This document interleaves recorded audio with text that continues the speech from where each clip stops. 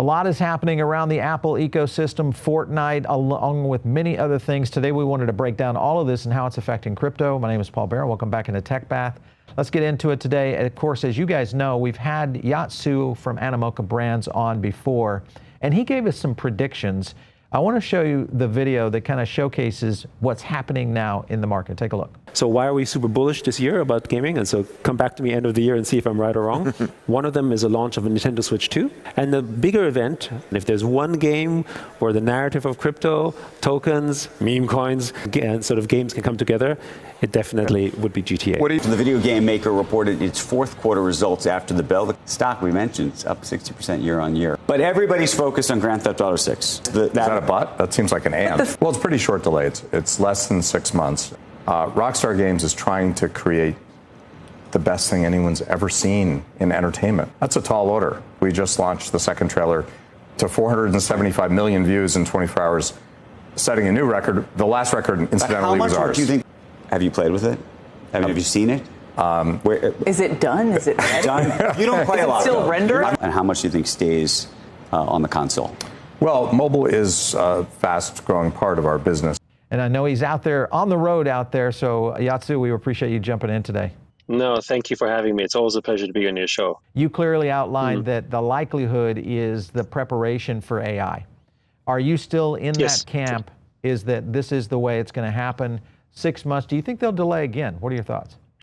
So, you know how these funny memes are out there. People are talking about how, Jesus will come to Earth before GTA will launch. However, I don't actually think they'll delay it much longer. Part of the reason is it's just commercial as well. I mean, at the end of the day, this is probably one of maybe the most delayed game in history in terms of anticipation as well. But there is something telling, which is the fact that people are still buying GTA 5, right? So and we shouldn't discount the fact that the hype for GTA 6 is actually helping GTA 5 as well, right? So it's not like they're like, oh my goodness, we need to launch this thing right now. So the anticipation is strong. But the other thing is, to Strauss-Zelnick's point, the requirement of the quality of the game. Every version of GTA has essentially surpassed its predecessor. And with AI, I mean, that's the other thing. We know that Take-Two has taken out specific patents around essentially AI, in particular for GTA. So we're going to see some very cool, interesting things. And if there's one company that can pull it off with the audience and with the revenue size, because one of the problems that we've had in gaming AI broadly is the cost of running it. And so you need a game that's got enough heft and size. And then there's the other thing, which is that, GTA 6 will probably push the pricing closer to $100, maybe even more, depending on what's happening, right? When we first spoke about it at your show, Nintendo Switch 2 wasn't really a part of the major narrative yet, because Mario Kart, we didn't expect that Mario Kart was going to charge $90 for the physical copy. And the Switch 2 sold out, right? It's completely sold out. So it just kind of indicates that I think there's probably a lot more price flexibility than the market thinks, which means that if you're launching GTA 6 next year, maybe you could go 110, 120. I don't know, but it's bullish. The big news, of course, this week right now is the continued battle between Fortnite and Apple. Apple, again, has blocked Fortnite's submission, so they can't release to the U.S. App Store or the Epic Games Store for iOS in the European Union. So this is an issue right now. When you look at that, including a lot of things that are happening right now, these are games that are actually kind of hijacking the Fortnite concept inside the Apple App Store, which are basically kind of fake Fortnite games. But Apple is approving those kinds of submissions. What do you make of all of this issue that Fortnite and Apple are into right now? First of all, Tim Sweeney and Epic is doing the good fight. And in a way, you probably might recall our own story. We got completely deplatformed by Apple, but we're a much smaller company back in the day. We're talking about 2012. And I think it's just, it's like you upset the king. So the king basically does things that kings do. And I think this is part of the issue. And even after this judgment, right? Just imagine, right? Just even after this judgment, and where the judge was like, hey, this is contempt of court, you got to open up. So then they ended up opening up the payment rails. And, we experimented on this, right? So we had one of our studios with Crazy Defense Heroes put up essentially a payment system, circumventing the 30%, because apparently it's allowed now, using the tower token as a way to sort of purchase, basically, and use it inside the game. And lo and behold, it was approved. So obviously that works, right? But of course, the reason why that happened is because of Epic. It is unfortunately, I wouldn't say it's necessarily even just a business decision. It sometimes is also a very human decision. Like we can't necessarily think of it just purely as this, it's like it feels personal, you know what I mean? So it probably is personal in some ways from an Apple perspective. Do I think that Fortnite is going to be permanently banned? No, I don't think so, because obviously eventually they'll have to release it. But are they going to make it painful? I think so. But I'd be interested to see, to the extent that Epic is willing to share, like what are the reasons they give? Like what violations of the App Store have you done here, or what issues do you have there? So they'll find many reasons to delay. When you think about the SEC before with tokens, so they put up a rule. Does it have to make sense? Not entirely. Do most people comply, even though it doesn't make sense? Yes, because they obviously want to be in the good graces, right? And you kind of have the situation as well, except the only thing is that the Apple regulator, so to speak, in the App Store is not independent, right? It is obviously very much acting in self-interest, which is why I think this whole thing about antitrust is becoming so much more relevant when it comes to the App Store, because it's not independent. The review team should be free to kind of review all the submitted apps promptly, and then give them at least some sort of alignment as what's happening, other than being weaponized by senior management, which, to your point, it looks like it's happening right now. This was another issue right here that I think it may affect more than Fortnite, and this is kind of interesting because I want to showcase something. This, of course, was an example of transactions in this app. You'll see that little, if you're watching on the audio side, jump over to YouTube, but you'll see that little notice there. And then now what's happening is this is going further into making it even more scary to when someone's getting ready to make a purchase. So that just seems demonic to me when you look at how Apple is putting these brands and these labels on apps. Do you think, Yat Siu, that Apple is ever going to kind of get over this? No, I don't think Apple itself is going to get over this, because it's on their platform, they're going to set the rules. So now they're saying, well, we'll open it up, but we're going to give warnings that we think are appropriate. Right. Yeah. And by the way, this is what Facebook did much earlier. Yep. If you basically click through on Facebook, it says, oh, you're leaving Facebook?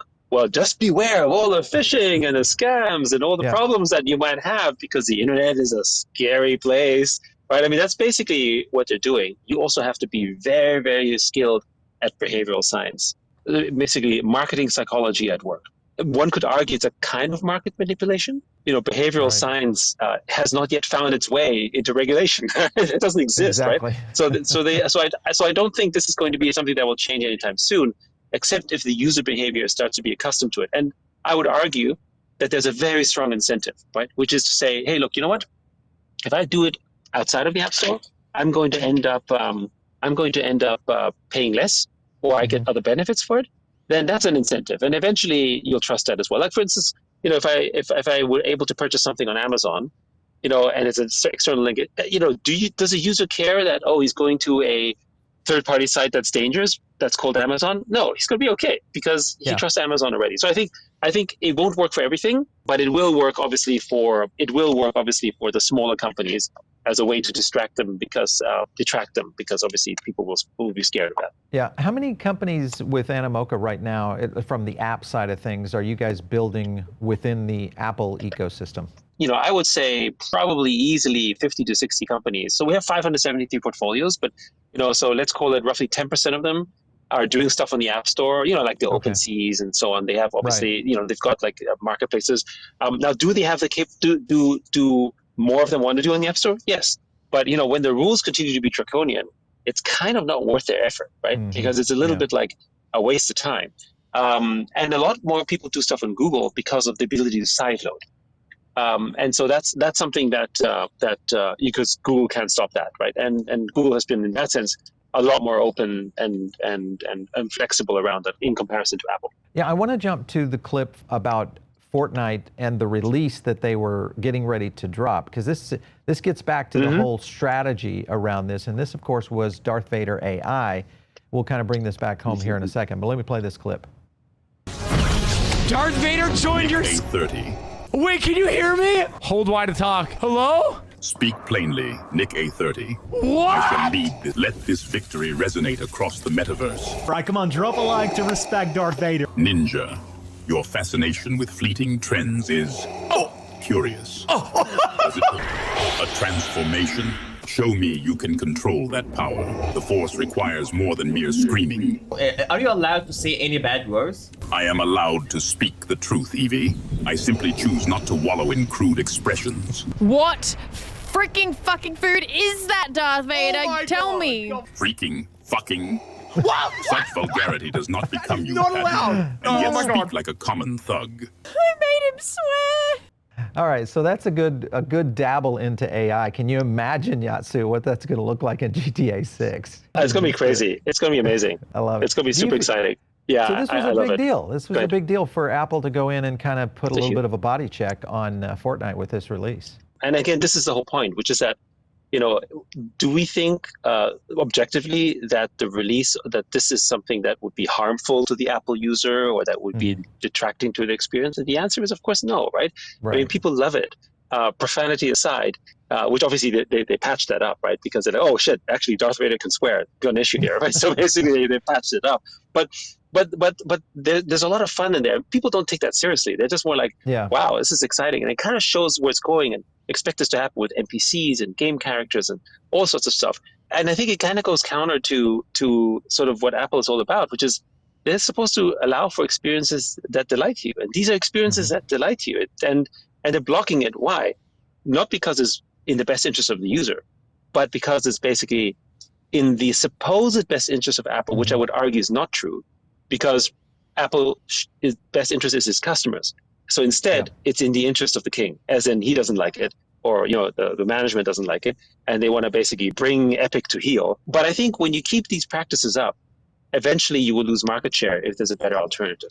And I think this is really, I would say, Apple does need to be careful about this, because when the judgment came out and Apple was in contempt of court, and to circumvent the 30%, was there anyone that came to Apple's defense? Nobody. Yeah, crickets. Yeah. Absolutely, right? And this is, by the way, how empires crumble. And if you think of Apple like a nation, as I sometimes sort of think of it, it's kind of the beginning where it starts to lose sort of people's love. Remember, people loved Apple, right? I mean, they were passionate about it. And there was nobody who was on the App Store who was an loyal Apple user saying, damn, Epic, go pay your 30% and just shut up. None of that.